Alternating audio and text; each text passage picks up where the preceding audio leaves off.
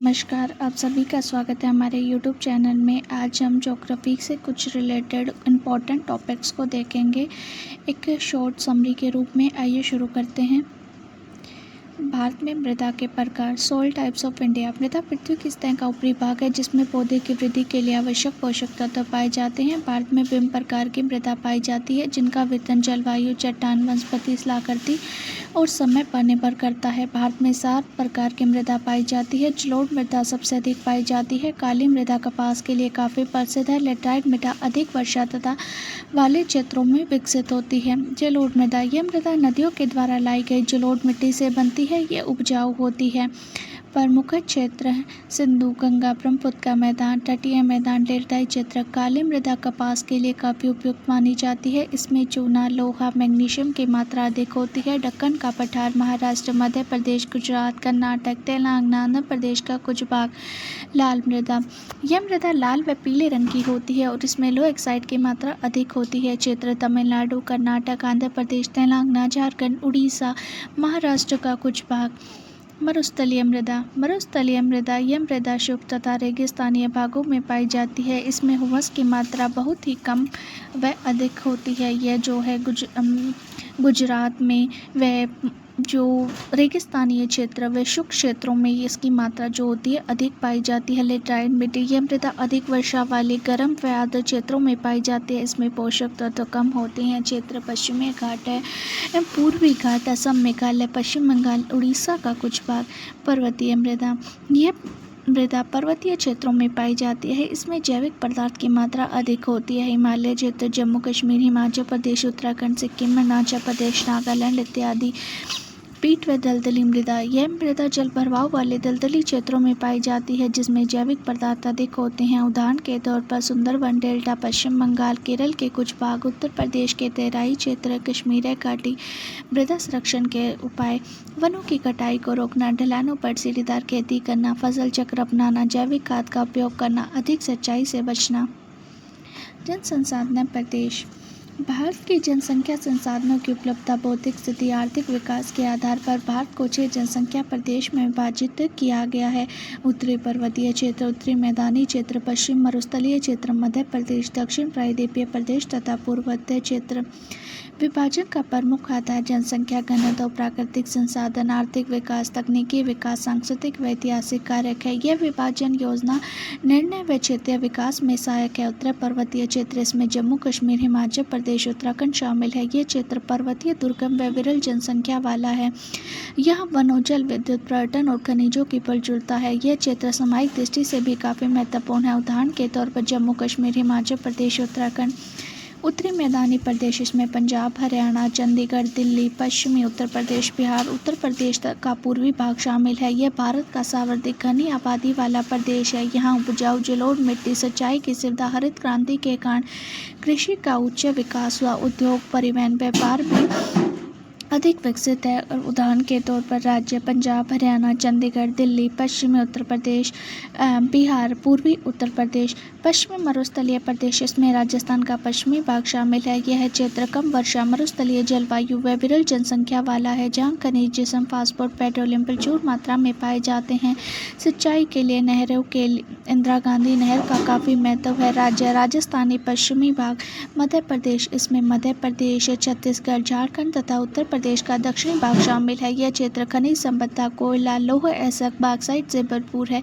कृषि, वानिकी व खनन यहाँ की प्रमुख आर्थिक गतिविधियाँ हैं। यह क्षेत्र जनजाति बहुल व अपेक्षाकृत कम विकसित है। उदाहरण के राज्य जो हैं मध्य प्रदेश, छत्तीसगढ़, झारखंड, उत्तर प्रदेश का दक्षिणी भाग। दक्षिण प्रायद्वीपीय प्रदेश, इसमें महाराष्ट्र, गुजरात, आंध्र प्रदेश, तेलंगाना, कर्नाटक, तमिलनाडु तथा केरल शामिल है। यह क्षेत्र प्रायद्वीपीय पठार में स्थित है। यह काली मिट्टी, कपास के लिए लौह एसक, मैग्नीज, बॉक्साइट आदि खनिज प्रचुर मात्रा में है। उद्योग, बंदरगाह, सूचना प्रौद्योगिकी व पर्यटन का विकास है। राज्य महाराष्ट्र, गुजरात, आंध्र प्रदेश, तेलंगाना, कर्नाटक, केरल, तमिलनाडु।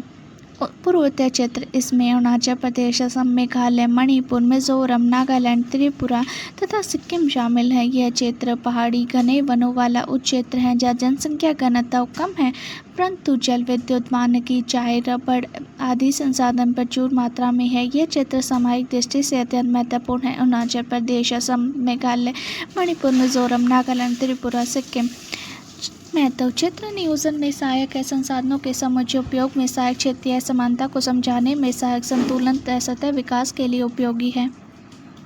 अगला टॉपिक है डी कैस्ट्रो का जनसंख्या सिद्धांत। डी कैस्ट्रो एक प्रसिद्ध जनसंख्या विशेषज्ञ थे। इन्होंने 1935 में अपनी पुस्तक ऐसे of the nature importance of the population में जनसंख्या सिद्धांत का प्रतिपादन किया। प्रमुख मानता है जनसंख्या वृद्धि की 3 अवस्थाएं होती है। जनसंख्या वृद्धि एस आकृति के रूप में होती है। प्रत्येक समाज सीमित संसाधनों के भीतर ही जनसंख्या का निर्वहन करता है। नैतिक संयम व जन्म नियंत्रण द्वारा जनसंख्या को नियंत्रित किया जा सकता है। जनसंख्या वृद्धि की 3 अवस्था। प्रारंभिक अवस्था। इस अवस्था में जन्म दर व मृत्यु दर दोनों उच्च होती हैं। जनसंख्या वृद्धि अत्यंत धीमी होती है। संक्रमण अवस्था। मृत्यु दर में तीव्र कमी आती है जबकि जन्म दर उच्च रहती है। परिणाम स्वरूप जनसंख्या में वृद्धि होती है। परिपक्व अवस्था। जन्म दर में कमी आ जाती है और मृत्यु दर के निकट हो जाती है। जनसंख्या वृद्धि धीमी होकर स्थिरता की ओर बढ़ती है। कैस्ट्रो के सिद्धांत की प्रमुख विशेषता। यह सिद्धांत जनसंख्या वृद्धि को 3 अवस्थाओं में विभाजित करता है। यह सिद्धांत ऐसाकृति वक्र पर आधारित है। इसमें नैतिक संयम को जनसंख्या नियंत्रण का सर्वोत्तम साधन माना गया है। प्रत्येक समाज की वहन क्षमता निश्चित होती है। यह सिद्धांत जनसंख्या और संसाधनों के बीच संतुलन पर बल देता है। सिद्धांत के गुण। यह सिद्धांत सरल व तार्किक है। यह जनसंख्या वृद्धि की वास्तविक परिवर्तनता को समझने में सहायक है। यह संसाधनों की सीमितता पर ध्यान दिलाता है। नैतिक संयम पर बल देकर यह स्थानीय समाधान प्रस्तुत करता है। सिद्धांत की सीमा। यह सिद्धांत आदर्शवादी है। व्यवहार को लागू करना कठिन है। वह आर्थिक सामाजिक व राजनीतिक कारकों की उपेक्षा करता है। सभी देशों की परिस्थितियां सामान्य नहीं होती। नैतिक संयम को बाहर में अपना आसान नहीं होता। डी कैस्ट्रो का जनसंख्या सिद्धांत जनसंख्या वृद्धि की व्याख्या करने का एक महत्वपूर्ण सिद्धांत है जो 3 अवस्थाओं तथा इस कारक पर आधारित है। यह सिद्धांत नैतिक संयम और संसाधनों के संतुलित उपयोग पर बल देता है तथा जनसंख्या अध्ययन में आज भी प्रासंगिक है। अगला टॉपिक है भारत की प्रमुख पर्वत प्रणालियाँ। हिमालय पर्वत। भारत की प्रमुख मृदा। भारत में कृषि। भारत के प्रमुख खनिज। भारत की प्रमुख पर्वत प्रणालियाँ। भारत में विभिन्न प्रकार की पर्वत प्रणालियाँ पाई जाती हैं जो देश की भौगोलिक संरचना को प्रभावित करती हैं। इन्हें मुख्यतः 3 भागों में बांटा गया है। उत्तरी पर्वत, प्रायद्वीपीय पर्वत और अन्य पर्वत। उत्तरी पर्वत हिमालय पर्वत, काराकोरम, पीर पंचाल, जास्कर, अरावली का उत्तरी भाग। हिमालय भारत की सबसे ऊंची तथा नवीन पर्वत श्रृंखला है। प्रायद्वीपीय पर्वत अरावली, सतपुड़ा, विंध्याचल, पश्चिमी घाट, सादरी, पूर्वी घाट ये प्राचीन तथा क्षीण हो चुकी हैं। इनकी औसत ऊंचाई कम है। दिशा मुख्यतः पूर्व से पश्चिम तथा उत्तर दक्षिण। अन्य पर्वत नागा पहाड़ियाँ, मिजो पहाड़ियाँ, गारो, खासी तथा जयंतिया पहाड़ियाँ ये पूर्वोत्तर भारत में स्थित हैं। हिमालय पर्वत। हिमालय विश्व की नियमित तथा सर्वोच्च पर्वत श्रृंखला है। ये भारत के उत्तर में एक विशाल प्राकृतिक अवरोध के रूप में स्थित है। हिमालय का विस्तार यह जम्मू कश्मीर से शुरू होकर अरुणाचल प्रदेश तक लगभग 2400 किलोमीटर तक फैला है। हिमालय के प्रमुख भाग हैं महान हिमालय, सबसे ऊंची श्रेणी, स्थायी हिमांचित घाटियों जैसे एवरेस्ट, कंचनजंगा। लघु हिमालय, ऊंचाई कम, अनेक घाटियाँ जैसे कश्मीर, कुल्लू, काठमांडू। शिवालिक हिमालय, सबसे नीची श्रेणियाँ, नवीन अवसादी निक्षेप जैसे बाहरी हिमालय भी कहते हैं। हिमालय में कई प्रकार के प्रमुख दर्रे भी पाए जाते हैं। हिमालय का महत्व ज्वालामुखी को प्रभावित करता है। नदियों का उद्गम स्थल है। प्राकृतिक रक्षा कवच है। पर्यटन की दृष्टि से काफ़ी महत्वपूर्ण माना जाता है। भारत की प्रमुख मृदा। भारत में विभिन्न प्रकार की मृदा पाई जाती है जिसका निर्माण जलवायु, शैल, वनस्पति व स्थलाकृति से होता है। जलोढ़ मृदा, नदियों के द्वारा लाई गई मिट्टी, अत्यंत उपजाऊ क्षेत्र। उत्तरी मैदान, काली मिट्टी, कपास उत्पादन के लिए प्रसिद्ध। चिकनी तथा उपजाऊ क्षेत्र, दक्कन का पठार, लाल मिट्टी। लो एक्साइड की अधिकता, हल्की व कम उपजाऊ क्षेत्र, दक्षिण भारत, छत्तीसगढ़, झारखंड। लेटराइट मिट्टी, अधिक वर्षा वाले क्षेत्र, अम्लीय तथा कम उपजाऊ क्षेत्र, पश्चिमी घाट, पूर्वोत्तर भारत। मरुस्थलीय मिट्टी, शुष्क क्षेत्रों की मिट्टी, लवणीय तथा क्षारीय जैसे कि राजस्थान तथा गुजरात का भाग। पर्वतीय मिट्टी, पर्वतीय क्षेत्रों में पाई जाती है। वनस्पति पर निर्भर क्षेत्र, हिमालय क्षेत्र। मृदा संरक्षण के उपाय, वनीकरण, समुच्चय जुताई, फसल चक्र अपनाना, जैविक खाद का उपयोग करना। भारत में कृषि। भारत में अर्थव्यवस्था में कृषि का महत्वपूर्ण स्थान है। यह विभिन्न जलवायु व मृदा के प्रकार विभिन्न प्रकार की फसलें उगाई जाती हैं। फसलों के प्रकार, धान, गेहूँ, ज्वार, बाजरा, मक्का, दालें। व्यावसायिक फसलें, कपास, जूट, गन्ना, चाय, कॉफ़ी, तंबाकू फसल।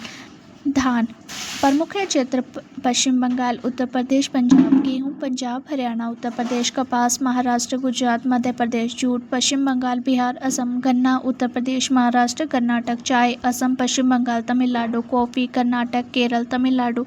कृषि के प्रकार, खरीफ, रबी, जायद। खरीफ की फसल वर्षा ऋतु में बोई जाने वाली जैसे धान, मक्का, कपास। रबी फसल शीत ऋतु में बोई जाने वाली फसल जैसे गेहूँ, चना, सरसों।